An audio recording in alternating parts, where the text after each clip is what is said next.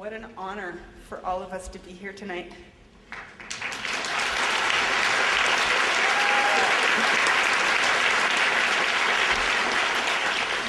I don't know about you guys, but I'm feeling really lucky.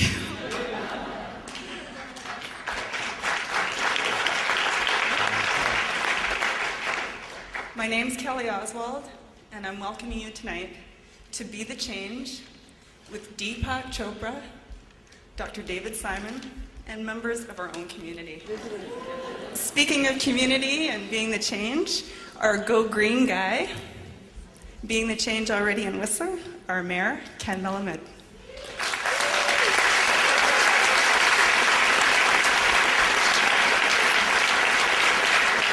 Thank you so much, Kelly.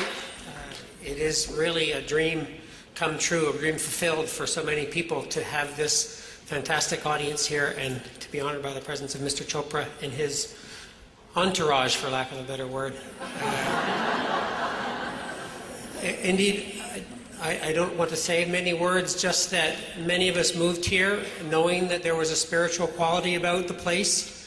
I hope that tonight we will leave with a greater sense of that and a greater ability to measure it and enjoy it.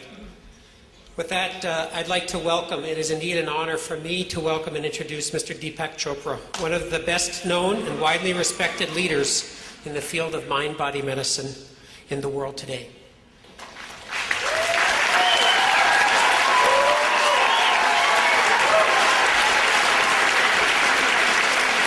Obviously, there is much more to say, but I have only one more sentence of introduction. He is an author, a teacher, an inspirational speaker, and the president of the Alliance for a New Humanity. Thank you, and welcome, Mr. Deepak Chopra. Thank you. Thank you. Well, first of all, I also want to thank you, Leonard and Glenn, Mr. Mayor, Bhagwan Das, and especially Dale Colton for coming all the way from Florida and helping organize this through Kylie and Lauren and Boyle. And of course, I want to acknowledge our Be the Change leaders in British Columbia, which are Lauren and Kylie and Boyle here in Whistler. Sabina Petit in Victoria, British Columbia, and Marcia Lee, who's sitting here from Edmonton in Canada. We've been doing this for a while now. And actually Canada is one of the fastest growing global communities for Be the Change.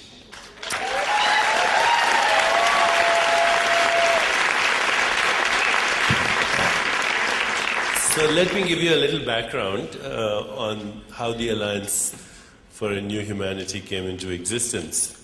Shortly after 9/11 in 2001, there was a conference in Puerto Rico hosted by the Puerto Rican government, and a number of people were invited to that conference.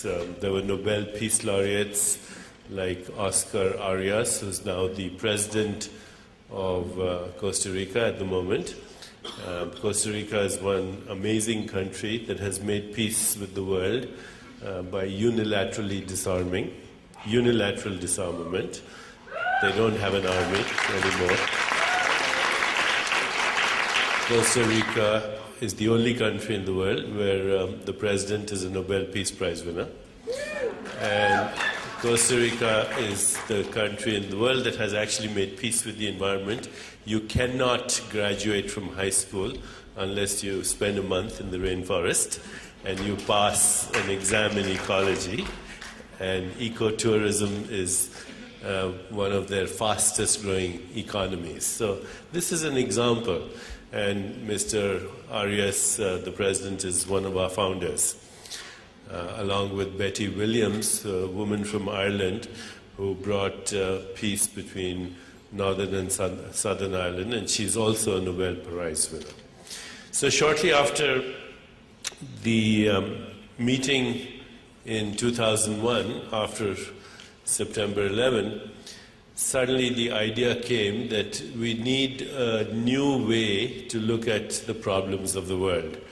Right now, everything that we do to solve these problems is a metaphor for violence. We use expressions like war on terrorism, war on drugs, war on AIDS, war on poverty. Everything is a war. And when you have peace activists, they are also, strangely enough, very angry peace activists. So that's why peace activism hasn't really worked. Because they end up annoying other people get upset with them, and then they get upset, and then you have, peace activists adding to the anger and turbulence in the world. If consciousness is a field, and this is what people are beginning to grasp, that consciousness is a field, that our mind is part of a bigger mind. And if consciousness is a field, then, of course, every mind that is at peace adds to the peace in the world. So, if you are at peace, you add to the peace of the world.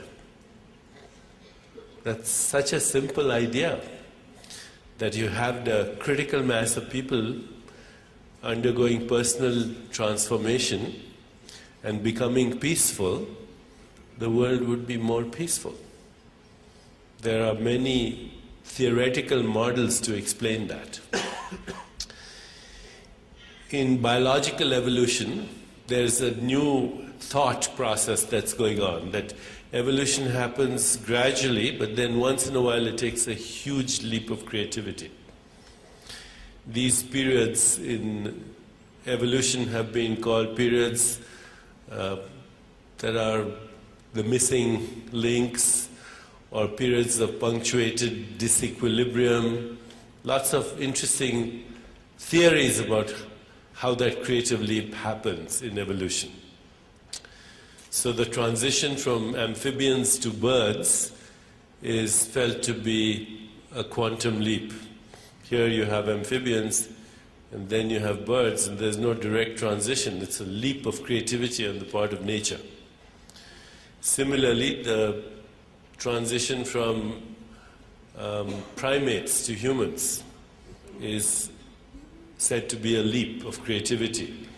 99% of our DNA is similar to that of a chimpanzee. But we're very different from chimpanzees. It's a leap in nature's consciousness, a creative leap in nature's consciousness. And if you talk to some avant-garde evolutionary biologists at this moment, you will find that they are suggesting that the period we're in right now is probably an opportunity for the next leap in human evolution. The Sufi poet Rumi says, "When I die, I will soar with angels, but when I die to the angels, what I shall become you cannot imagine." That imagination actually is part of one of the attributes of the cosmic mind, or nature's mind. And from time to time, in periods of chaos and disequilibrium and confusion, that creates the right proliferation of uncertainty for the leap to occur. One of the common examples of creativity in nature, creative leaps in nature, is an everyday example of what scientists refer to as metamorphosis. It's when a caterpillar turns into a butterfly. That's why we have that symbol over there.